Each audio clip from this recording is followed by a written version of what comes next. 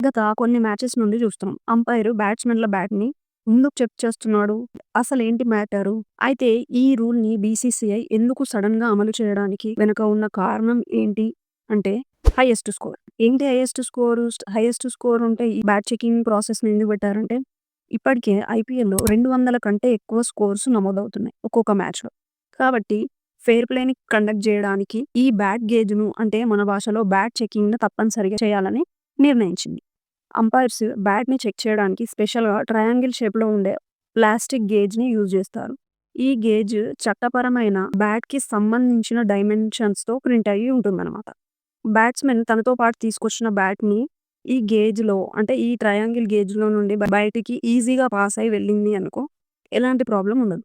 కానీ అలా కాకుండా బ్యాట్ గేజ్ నుండి పాస్ అవ్వకపోతే ఆ బ్యాట్ ఉండాల్సిన డైమెన్షన్స్ కంటే వెడల్పుగా ఉంది అని అర్థం. ఈతకి బ్యాట్‌కి ఉండాల్సిన డైమెన్షన్స్ అంటే కొలతలు ఏంటి? ఎంత ఉండాలి?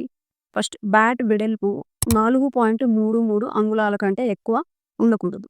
నెక్స్ట్ బ్యాట్ డెప్త్ 2.68 అంగుళాలు మాత్రమే ఉండాలి. బ్యాట్ ఎడ్జ్‌కి ఉన్న థిక్‌నెస్ 1.61 ఇంచెస్ ఉండాలి. బ్యాట్ దిగువ భాగం యొక్క నాన్ హిట్టింగ్ సైడ్ వంపు అంటే కర్వ్ 0.20 ఇంచెస్ కంటే మించకూడదు. బ్యాట్‌కి ఉన్న పొడవులో హ్యాండిల్ పొడవు 52%కి మించి ఉండరాదు. ఇవన్నమాట ఐపీఎల్‌లో ప్లేయర్స్ యొక్క బ్యాట్‌కి ఉండాల్సిన కొలతలు. ఈ కొలతలకు మించి బ్యాటు ఉండకూడదు అనే అంపైర్స్ బ్యాట్‌లని బ్యాట్ గేజ్‌తో చెక్ చేయడం జరుగుతుంది. సో, డౌట్ క్లియర్ అయినట్టేనా? Thanks for watching. నమస్తే.